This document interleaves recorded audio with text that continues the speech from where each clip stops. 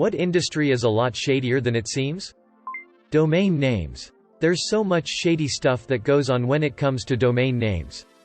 Cyber squatting, sketchy registrars, domain hijacking, scams, predatory pricing, etc. Then there's the whole ICANN.org fiasco that's been in the news recently. Pet industry. Basement puppy mills and dogs that are so inbred they can hardly breath. There are plenty of ethical breeders out there, and some unlicensed breeders are ethical even if in a legal gray zone, but the conditions of some of the so-called puppy mills can be really bad. Sometimes when breeds are mixed and the pup gets the recessive genes the breeders weren't looking for, they straight up euthanize it because they know it won't sell. Not to mention how many purebreds are actually not pure at all, and sold as shady. Trucking. The margins are razor thin, and so everyone is trying to nickel and dime each other constantly. The drivers lie to their dispatchers. The dispatchers lie to the brokers. The brokers lie to the clients. All of this for like $50 minus 100 sometimes. CBD. Lot of predatory companies making subpar products with questionable raw materials and then marking it way the up and selling it as a miracle cure to vulnerable and ill-educated consumers. Usually have a high-power legal team on deck, but pay their workers and no benefits. Avocado farms. Most of the farms in Central America are taken over by the cartel because of how much money is in selling avocados. Not an industry. But higher academia is badly broken. Some of the smartest people are some of the most badly exploited. Old tenured professors limit the number of faculty many departments can have, forcing people to work as postdocs forever, effectively doing all the work the professor should be doing in the first place. Meager pay and long hours, plus constant pressure makes postdocs some of the most depressed people. The grad students are no better either. A lot of the times grad students don't complain about ill treatment, harassment and outright bullying, as they don't want to jeopardize their prospects of graduating. If you're a foreigner, this situation becomes even worse, whether you're a grad student or a postdoctoral researcher. Mattress industry. Specifically, mattress firm. As a chef owner, I would say delivery services like Grubhub. They take 30% of the sale, leaving the restaurant with basically $0 in profit. And their customer support is a joke. It's like they hate us. Them. Never again. Advertising. We don't really give a if it works. We already got your money. Recruitment industry. Some examples: fake jobs to lure candidates for registration, KPIs, trainee negotiation tactics of telling a candidate there is a better candidate who wants less, so we recommend less for you to get the job. Especially for contractors. Coveting off pitching and telling a candidate they have been sent to a line manager but in reality they haven't been submitted because 2 others from same recruiter have already been in interviews. If they fail, you may get a chance.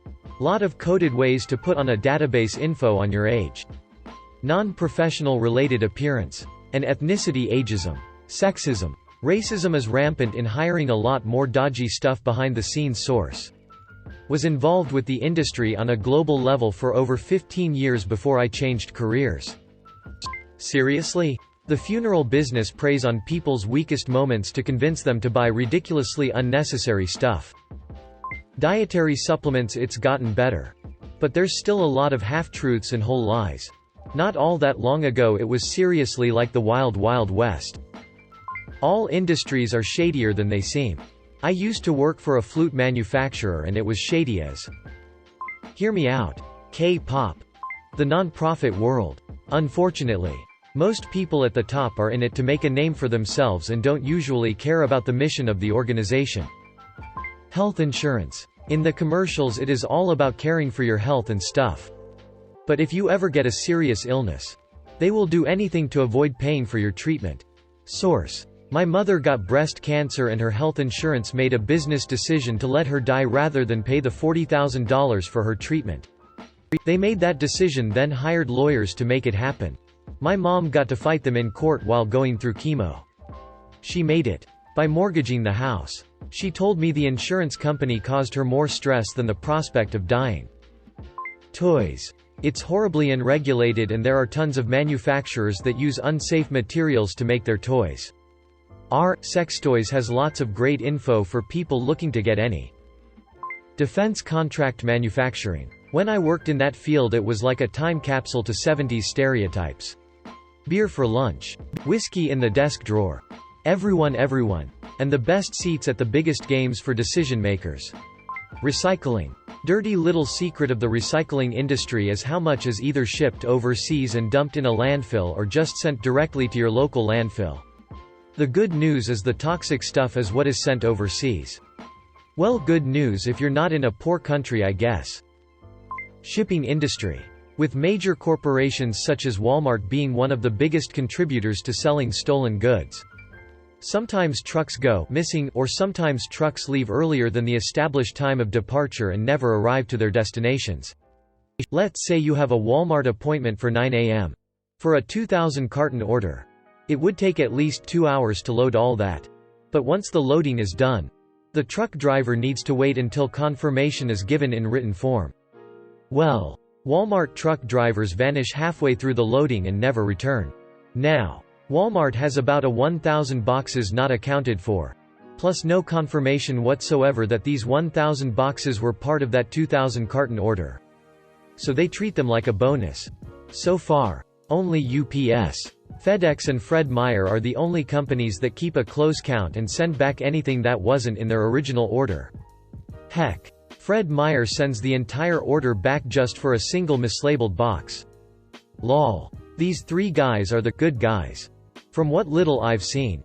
But Walmart. Jesus. Sometimes. Boxes get labeled as being something entirely different in order to bypass special qualifications or restrictions.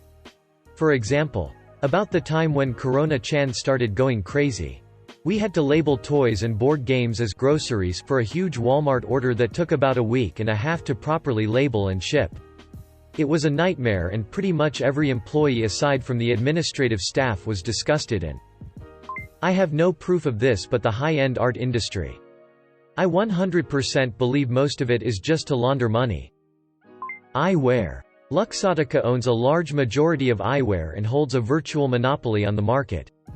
They control all prices and will crush competition. The only reason eyeglasses and sunglasses are so expensive is because of price gouging.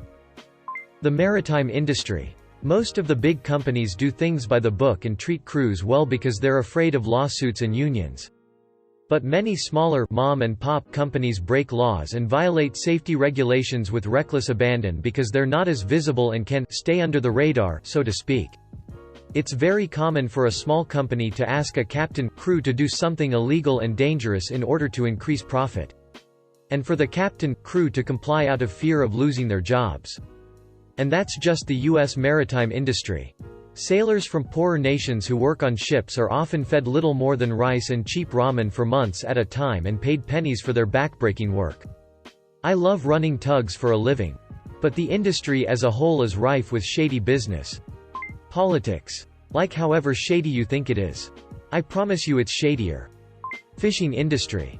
As a new manufacturer up against brands well known for manufacturing in China for generations, I found that from the highest up to the lowest down, they present an offer to make more money together and time after time after time. It doesn't pan out as presented. I stopped my business. In about a year. I might give it another shot but times will be much different. However, those businesses have generations of success killing the competition. I'm pretty sure I'm no match for them due to, sorry, I have actual values. I'll get financially killed again. But hey, if you like to fish, I make a really good fishing line cutter. We can do commerce in a better way. Mental health facilities. A lot of people trust today's mental health facilities. But from my experience they're quite flawed. Staff can be judgmental and condescending and downright cruel. A family member of mine was institutionalized for a while. I say with full certainty she was healthier before she went in than coming out. The places I've seen are most definitely for profit. They had no intentions of having her fixed and released. Also, sloppy. She was given the wrong people's meds several times. She was also prescribed dangerous combinations that wound up having her sent to the ER. Really stupid mistakes were made over and over. Meat industry. The factories are straight up disgusting. Not hygienic and they break so many regulations it's ridiculous. But OFC, when an inspection comes everything is in order. Nestle. They use child labor. Steal the fresh water reserves from small villages in South Africa, promising to give them better access to it, then privatize it and attempt to sell it back to them as bottled water at a price they can't afford. Not to mention, I believe they used some water sources rural villages needed for drinking water and used it to pump their waste water into. Then hide behind their lawyers to let them get away with it.